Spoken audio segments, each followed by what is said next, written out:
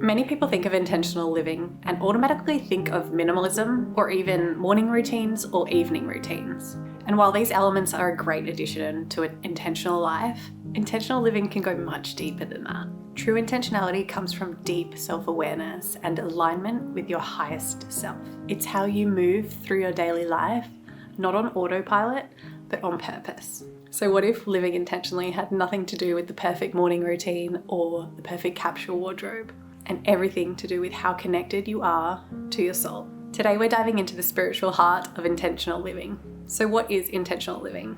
Intentional living is choosing your life instead of defaulting to it. So when we have choices about how we live our lives, we have external choices and then we have internal choices. External things that we can work on are our routines, our habits, decluttering, etc. But in my opinion, intentional living really starts from the inside out. So it's about finding those internal things that we can work on first, instead of purely focusing on the external things. Rather than following the routines of other people online, how about first doing the self-awareness work to find out what routine would work best for you? You can't live intentionally if you don't know what you actually want or value. So self-awareness is really the first step to intentional living. And the idea is that you want to see yourself clearly without any judgment. You can use things like journaling, meditation, emotional awareness, like noticing your thoughts and your reactions. I have a whole video about reacting to your emotions coming up soon, so keep an eye out for that.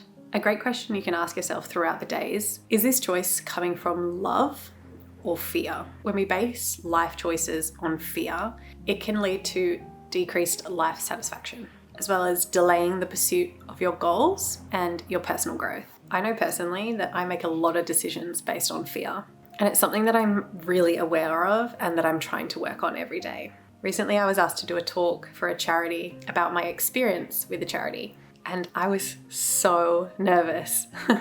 This was an in-person talk to a bunch of women who volunteer at the charity. And although I've been on YouTube for a very long time, I was just incredibly nervous about this, and I lost sleep over having to do this talk. And I tried to think of every excuse under the sun to get myself out of it after saying yes, but I knew that would be based on fear. And being courageous and facing things, stepping outside of your comfort zone, that's where growth is. So I did it, and I am so proud that I did it. It was a huge growth moment for me. So this is your sign to do the scary thing, because you always come out the other side a better person because of it. Saying yes to talk at the charity to these women was giving love. It was doing my part to help these women so they could then go on to help other women as well. Let's talk about aligning your life with your higher self. So what is your higher self? I thought it sounded a little woo-woo when I first heard it, but stick with me, it actually makes quite a bit of sense. So the higher self is the calm, wise, deeply knowing part of you that exists beyond any of your fears, beyond your ego, and beyond any external circumstances or noise. It's the version of you that's already whole and connected to something greater. So some people call it God, Source, the universe, or their inner knowing. For me, I lean towards the universe, but I'm not exactly sure what I'm connected to yet. I just have that feeling of knowing that there is something bigger than us that connects all of us together. And that for me is actually a really peaceful, comforting feeling. It gives me faith and hope as well in times that feel uncertain. So your higher self doesn't rush, it doesn't react, and it doesn't seek validation. It gently guides you to what feels true, expansive, and peaceful. So I know a lot of you are searching for a peaceful life, as am I. We all want that inner peace, I think. So your ego is the opposite, and it speaks loudly, and it's fueled by fear, comparison, and scarcity. By no means am I trying to say that I am my higher self. I hardly access my higher self, but I'm trying. I know that I compare, I know that I live in scarcity sometimes, I know that I definitely make decisions from fear, but I'm just trying to be more aware of when I'm doing all these things. Because when I'm not, and when I am acting from love and from generosity as my higher self, I am such a happier person and I feel so much more fulfilled, and it gives me that sense and that feeling of inner peace. Oh, it's gone a little bit dark.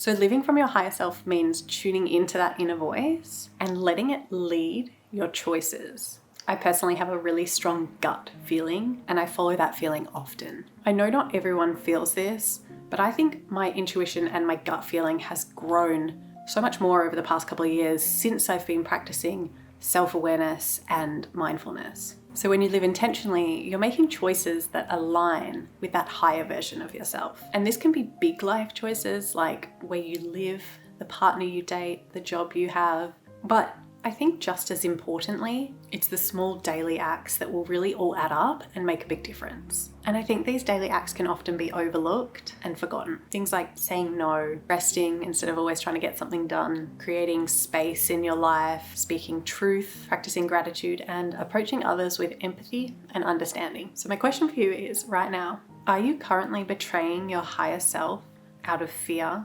habit, or expectation? So, how to begin living this way? You want to start small, but start honestly. Here are 4 things to think about to get started. Create space for silence each day. Even just 5 minutes, that's great. Silence allows you to daydream. It allows your mind to wander, and it assists you in getting to know yourself. What you want to make sure you do is not let your mind wander too far that you are worrying or ruminating. When you do let your mind wander and you have thoughts about things, the idea is to notice those thoughts and notice them without judgment so that you can then go on to learn something about yourself and how you're feeling so that you can then go on to possibly make things better. So give yourself 5 minutes a day to be silent and see what comes up for you. Number 2, ask intentional questions. This is where journaling can come in handy. I have my 3-page intentional living journal, which you can download by subscribing to my Substack newsletter. All the details in the description below. But you want to ask yourself questions like, what do I need? That's not selfish as well. You're important. You've got to look after you first before you can look after anyone else. Another question is, what am I avoiding? This is a big one.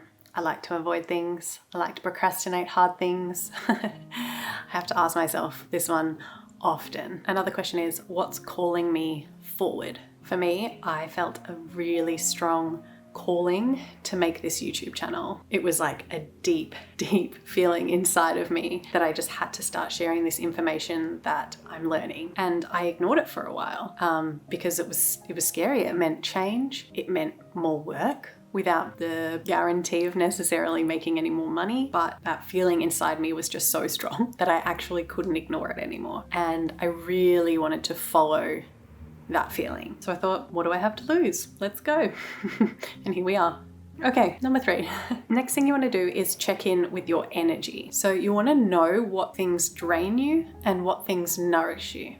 And then maybe you want to make a list of these things on your phone so you can refer back to it when you need. And number 4, try think of one small aligned habit that you can add to your daily schedule that takes you closer to your higher self. Whatever that habit may be, make it small, like really small. Don't make things harder for yourself, but challenge yourself to do that little thing for the next 30 days. Make a little checklist if that will help you. I love little red crosses, so satisfying. The small habits we do daily, they're the ones that really add up and make a huge difference to our lives. So here are just some fun, different ideas that might inspire you to create your own little small habit. Enthusiastically kissing and hugging your partner every night when they get home from work. This is a good one if you're feeling like you're losing connection with your partner, and it's a very intentional choice. Brushing your pet before bed every night. This is good if you want more connection with your pet. Asking your family what they're grateful for at the dinner table each night. Wiping down the bathroom bench after getting ready every morning. Walking around your garden every morning in silence for 5 minutes. Mindfully making your coffee every morning. Stretching for 5 minutes before bed every night. Saying thank you